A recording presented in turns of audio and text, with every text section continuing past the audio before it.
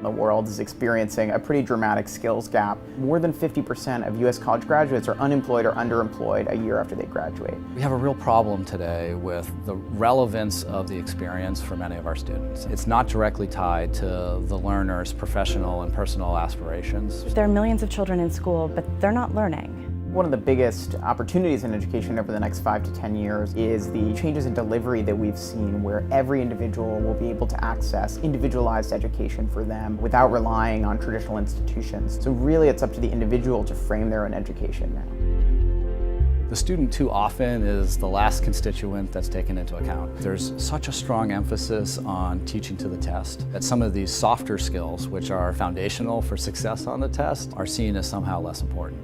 If we look at the skills gap, the kinds of things that employers are looking for is the ability to collaborate. Many technologies are meant to teach using a cognitive approach. Increasingly, we're seeing technologies that also focus on socio-emotional skills. These are really different character-based skills and traits that are oftentimes hard to quantify. The New Vision for Education project really is helping to shine a light on the soft skills that are needed for development of students across the world. Figure out how these skills are measured, how they're taught, and different ways we can use technology to develop them.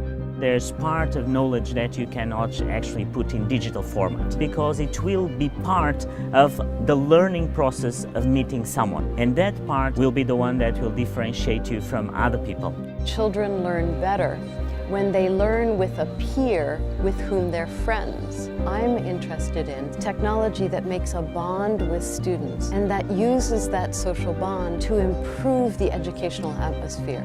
There's narrative, there's multimedia, there are interactive capabilities, there's assessment.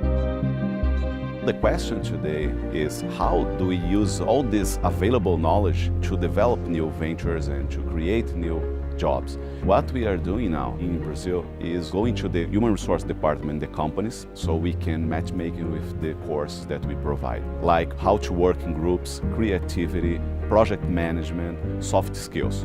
What we'd really like to see in the future is a change not just from the employer, but from almost every stakeholder in education, where it's not the degree or where the knowledge was obtained that matters, but it's the skill level and those particular skills that were obtained and the way that students showed those skills. It will require the collaboration and partnership by all the stakeholders.